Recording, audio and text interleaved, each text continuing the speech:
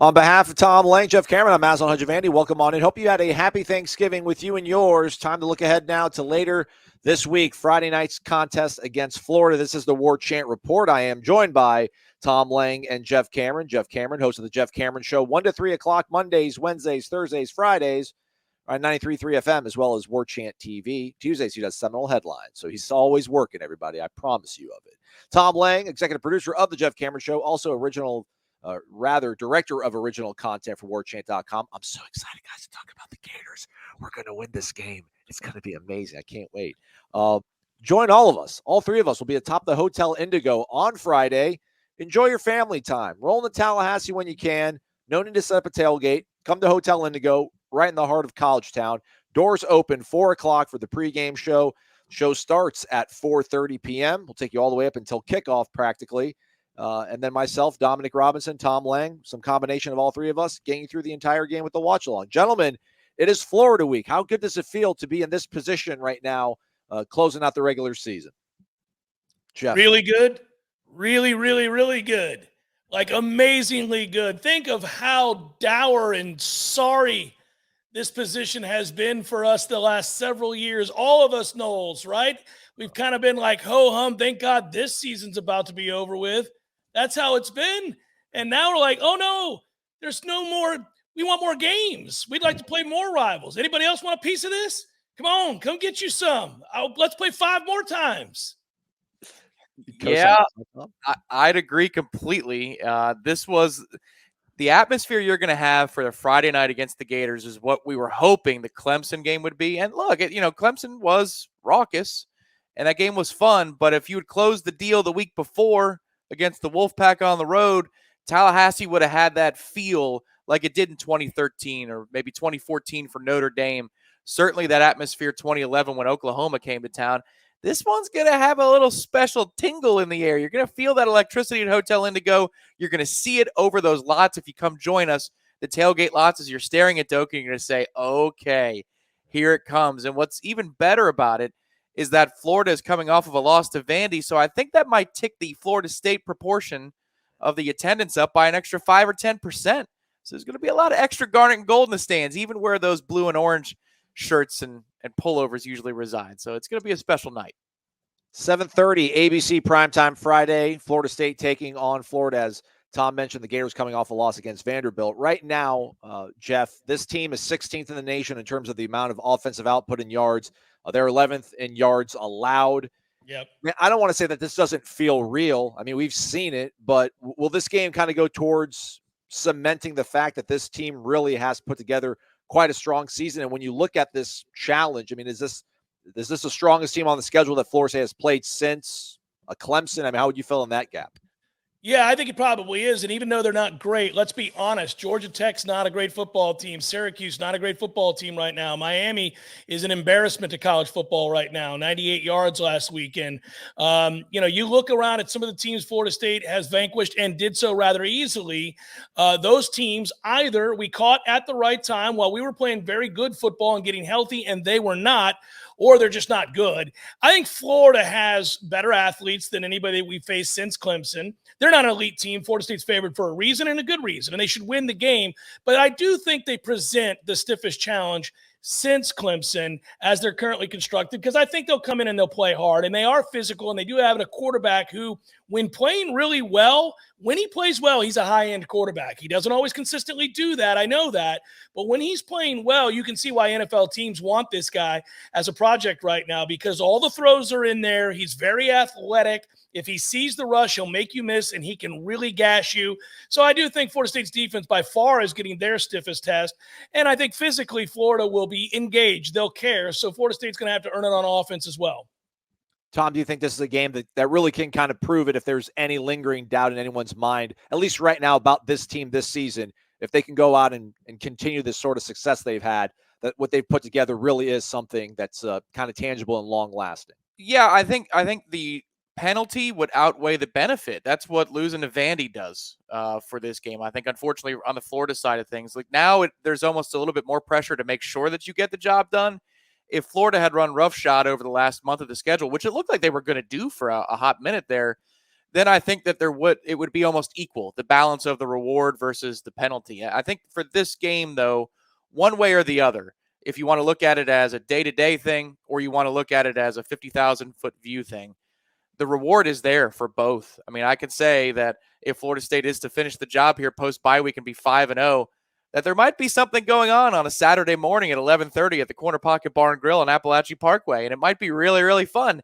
And that will be emblematic. Yes, that's a self-promotion for all of us at Warchant, but it might be more emblematic, I think, of how the fan base would feel. In short order, it always whoops ass to beat your rivals. Forgive my language on the Warchant Report, but it's always a big deal in the short term.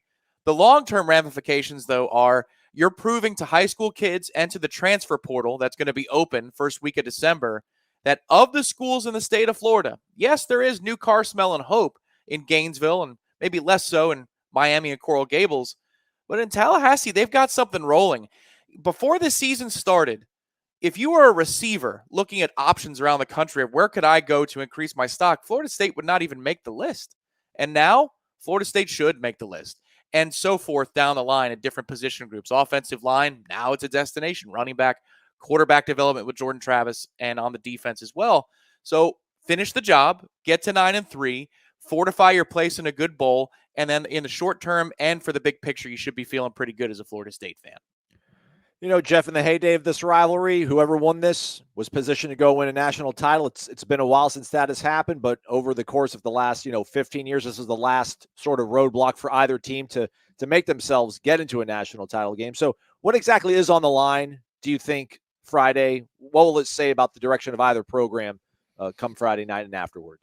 Well, yeah, I think there's more to lose for Florida State, to be honest with you. I think Tom just hit on that well, that with Florida losing that game, you can see that they're still really kind of bipolar at this point. They're good one week, they're terrible the next. They really struggle to find consistency. That's normal in year one for a coach, but Mike Norvell is not in year one, and this was a prove-it kind of year, and he's done so, right? He's done so. Now the question marks that everybody had about his game day coaching, that's begun to wane, certainly with the success that he's had this year and his staff has had this year. But you do have to kind of close it out here and show and prove beyond a shadow of a doubt that this is the place right now of the big three in the state that you want to be if you're a recruit, because Florida State's about the winning right now. Sweeping your rivals makes that emphatically true, in addition to the fact that you will have 9 wins and be going to a very upper crust bowl with an opportunity to win 10 games. I think there's a lot on the line for Mike here. You still had a good season. I don't want to throw a caveat out there in a way that kind of forgives a loss here, but I would say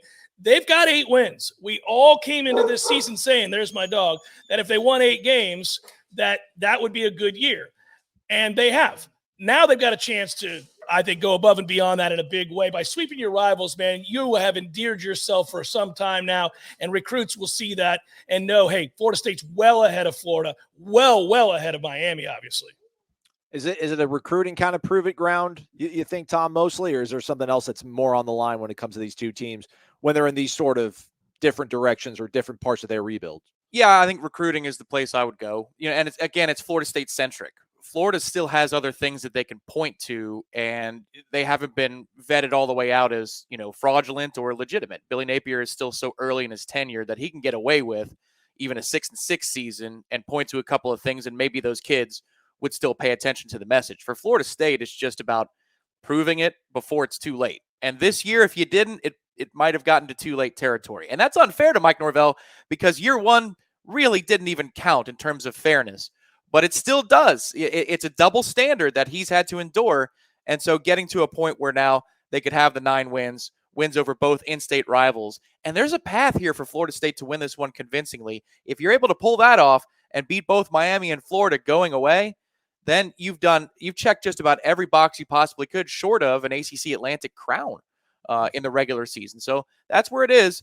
There are higher stakes for Florida State, but the payoff would be, I think, primarily in the recruiting world and in the transfer portal.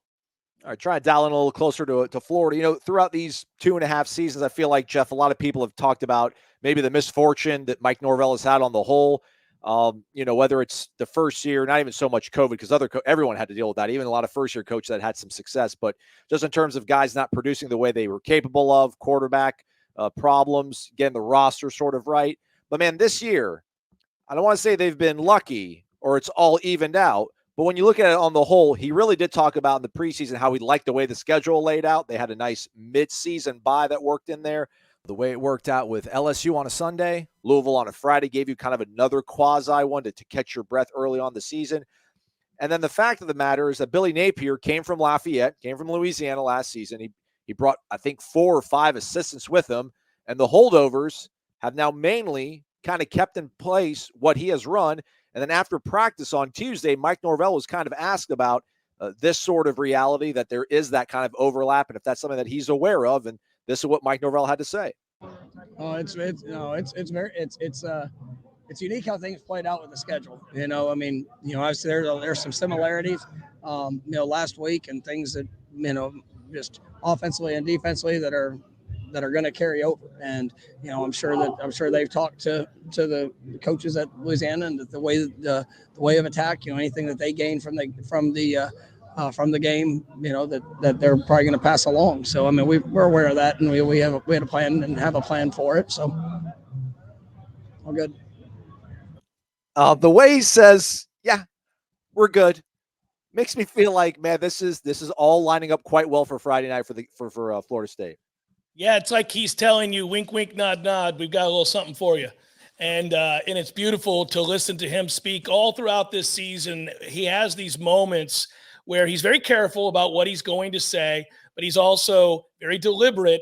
And if you're paying attention, and we're very fortunate, we get to watch practice, we get to see him up close and personal. You can tell when he's kind of giving you a little wink, like, hey, we're in a good position here. I think he feels very good about this game. How could you not? If you look at Florida's defense and you look at what they're trying to do and what they have been unable to do, and then you look at the way Florida State's offense has just run roughshod over everybody. They're rushing for 200 yards against anybody they face right now. There's no reason to think they will not do that on Friday. Does this game then, when it comes to matching up things here, Tom, does it ultimately, and we're not going to really hammer down too hard here into every single sort of positional matchup. The matchup analysis on warchant.com will help you out. The pregame show with Jeff and Tom Friday will definitely get you in that mode. But does this ultimately just come down to Anthony Richardson versus the world? Anthony Richardson versus Florida State on Friday night, if Florida's got a shot at this? Yeah, and he's got the tools to take on the world, at least for, a quarter or two at minimum. I think that's the primary place. If you're going to devise a path for Florida to win the football game, it starts with Anthony Richardson, and it primarily lives with his arm, which is considerable, and his legs. And the thing that Anthony Richardson brings to the table, beyond some of those NFL skills, is that he's just so darn hard to bring to the ground. The play is hardly over. Like, when there are so many times as a fan in the stands, or maybe even a player on the field, that you can see a play it's about done. It's a wrap. Well, with Anthony Richardson, you can't take a breath and believe and assume that a play is over, because if you do and he makes one extra guy miss, that arm, Adam Fuller said it on Tuesday, he can throw the ball 75 yards in the air. So if you're a safety on the back end and you think that he's bottled up behind the line of scrimmage, you can't assume that and let that dictate into you taking a step or two off, because the next thing you know, there's going to be a rainbow over your head, and it's going to be a big play for the Gators when the announcers will say on television, wow, how did he get out of there? That's what Anthony Richardson does. And he does it on the ground as well. There's a couple of runs in the Georgia game where they think that they've got him stuffed either behind the line of scrimmage or before the sticks.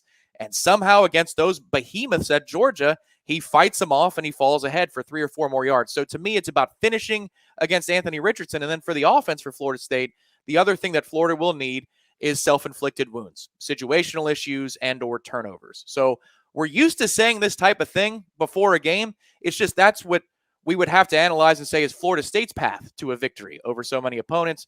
This time around, it's Florida who needs help, but they also can do something about it too on offense, and it's with Anthony Richardson. Thought it was a pretty good week of practice. Mike Norvell said as much. There's no overconfidence when it comes to Florida State. Maybe there's some overconfidence on this side of the screen with this guy down here.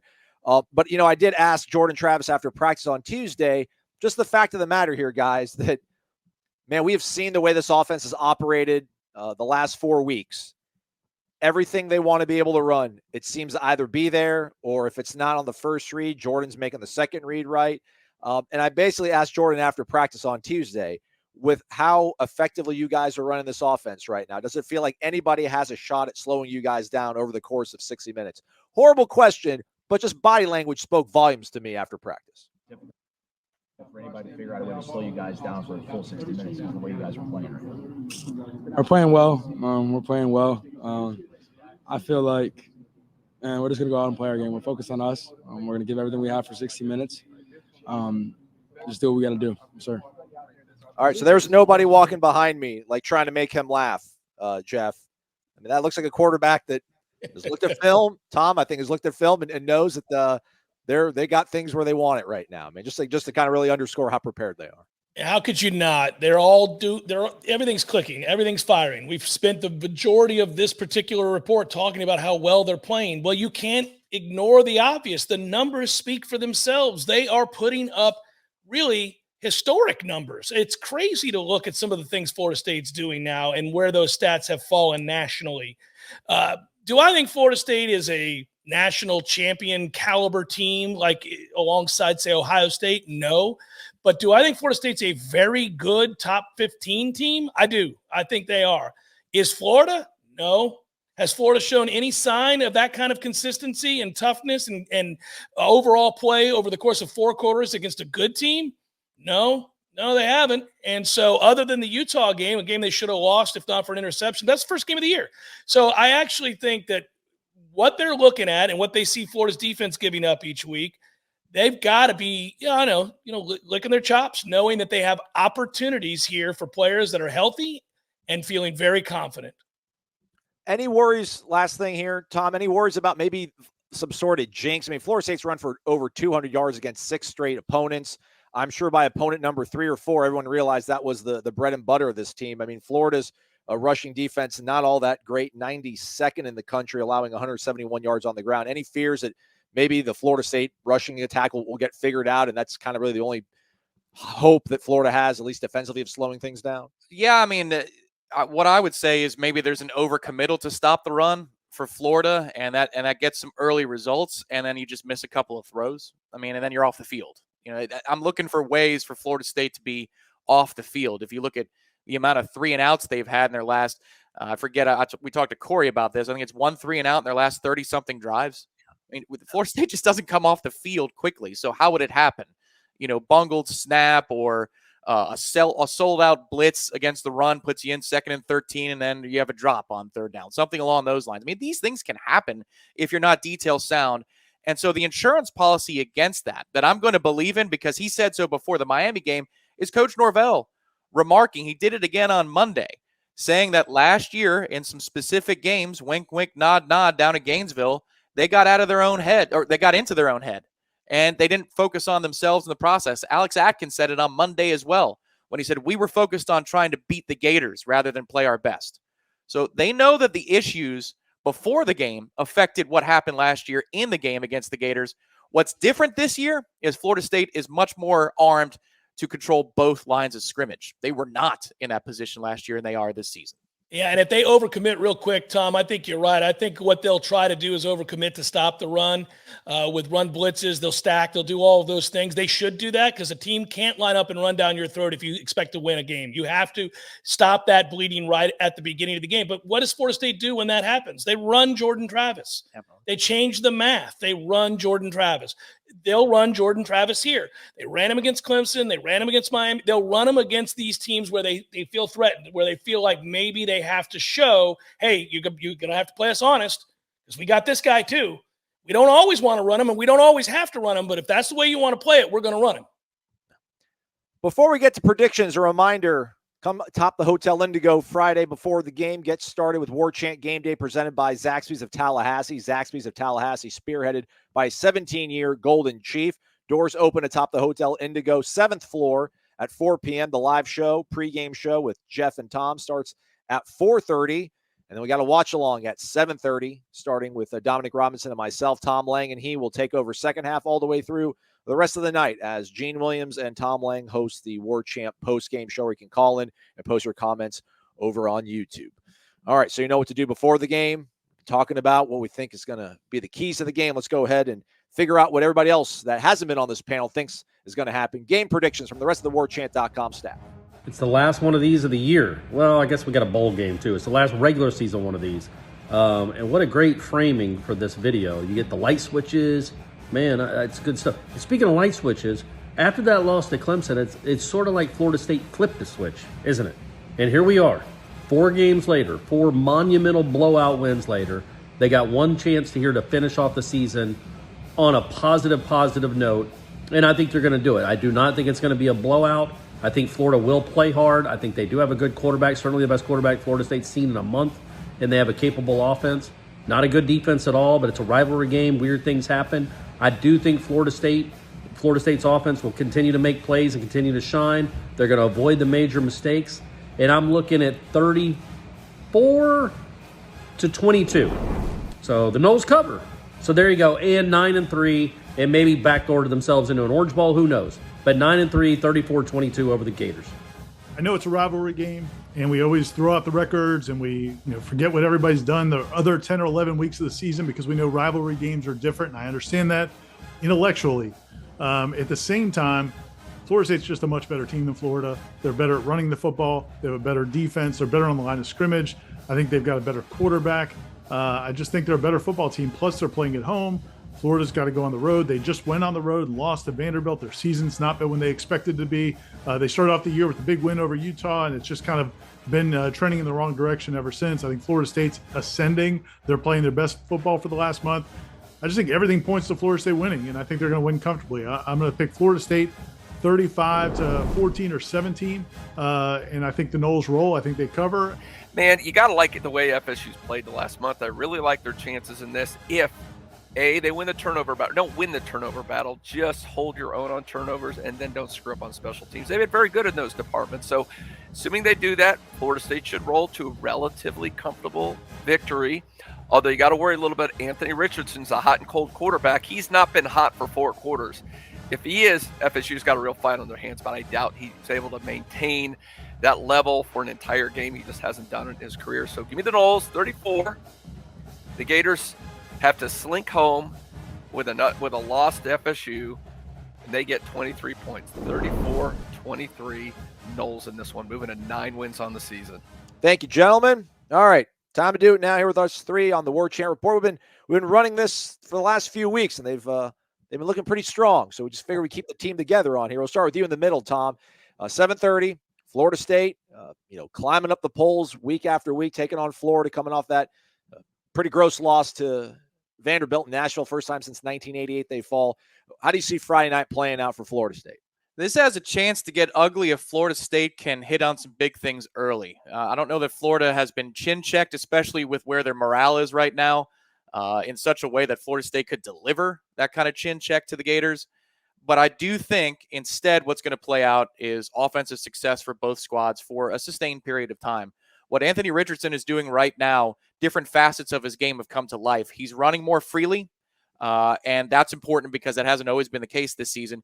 And he's also displayed more hand talent where he's able to put a little bit more dynamic on the ball rather than just throw lasers all over the field. The whole key to this game will be about the front 4 generating pressure for Florida State. If you don't commit extra bodies, Richardson's numbers against pressure aren't that good. So I think the Gators are going to score a little bit here, more so than Florida State's previous 4 opponents. But Florida State drops another 40-burger in a rivalry game. I've got the Noles finishing with 45 points, the Gators 21. I like that one. Jeff, what's your prediction for this one? I thought he was going to steal my prediction when he went down that road because I've already told him what I thought. I was like, oh, that bastard's going to grab it and run with it. Do you remember what I said, Tom? You remember? No, I don't. I said it at the beginning of the week. I've been all over it all week long. This is going to be your final score, guys. I've never been so sure of anything in all my life. 41-24 Florida State. That's it. 41-24. It's a great football game for a long while. We're a little nervous. And then at the end of the day, Florida's defense, again, cannot get the stop it needs to change the tenor of the game. And Jordan Travis makes a play, and Florida State goes on to cruise to victory and cover the number, 41-24. It just – I don't want to say the Florida's going to score like 20-something points. I want to say Florida State's going to score in the 40s, and 40-something, 20, whatever you had there, Jeff, seems about real. But, man, this defense hasn't allowed that to happen. So I'm going to say Florida State's going to go 41-17. Okay. I believe in the offense going to keep doing what they're doing. I think the defense will figure out a way to slow down Anthony Richardson long enough in the game. So I'll go 41-17. Florida State wins. It'll be the first win against the Gators since 2017, first win against the Gators at Tallahassee in 2016. So very exciting times that they can pull that off. And if obviously they do, check out the post-game show with Tom and Gene to get you super stoked up here. Some bonus content on the way out, guys. Just one last question to you. Do we root for chaos so that Clemson goes to the playoff and Florida State goes into a New Year's Six bowl, Jeff? All right, so look, the money and the prestige and the profile of playing in the Orange Bowl is self-evident. Clemson does not need to make the college football playoff. That team is not good. Can we not do that? And I'll be honest with you, I actually don't like, if that were to happen, even though it benefits Florida State to go to the Orange Bowl, I don't like when you're trying to take out Clemson atop the mountain right now and you're trying to be the team that, is next to win the ACC. You don't need ammunition for Dabo Swinney and Clemson to be able to tell recruits, hey, everybody said we were down. Each of the last 2 years, everybody's talking about how down we've been. Well, you know what? 2 years ago when we were down, we won the conference and won 10 games. And, if that's the worst you can ever expect to have happen here at Clemson, you're in a pretty good place. And then last year, they're telling everybody we're down, and all we did was make the college football playoff. I want that to stop. I don't want them anywhere near that. I'm going to tell you, I don't want that kind of chaos. I'll just take another high-profile bowl, the Gator Bowl, Holiday Bowl, Alamo Bowl, whatever, get to 10 wins, and Clemson needs to stay out of the playoffs. All right. She changed my mind, Tom. Where do you stand on it? I would never root for Clemson to succeed, but if Florida State got to the Orange Bowl, that would be more preferable. So I know that one thing begets the other in this case. But, Florida State made a New Year's Six bowl and beat Michigan in the Orange Bowl, and we're still on the precipice of disaster. So Clemson could go to a heightened place and still get summarily destroyed as a program because of dysfunction and rot within. And that really could happen here in the near future. I'm not so sure. That might not happen in the near future here. But it would be awesome for Florida State to make it to the Orange Bowl for what Mike Norvell could pitch. Dabo's already pitching success, and he could continue to do so whether they make the Orange Bowl or the playoff or they don't. This would be a new pitch for Mike Norvell. And the more things that you can give him to take on the trail with him or social media communication or whatever, the better. So I know that's political. I'm not rooting for Clemson, but I wouldn't root against Florida State being in the OB. Well said. Well said. All right, we're done with you all, folks. Go carb up. Enjoy your Thanksgiving with your family and friends. For all of our staff, for Jeff and Tom, thanks so much for watching this edition of the Warchant Report.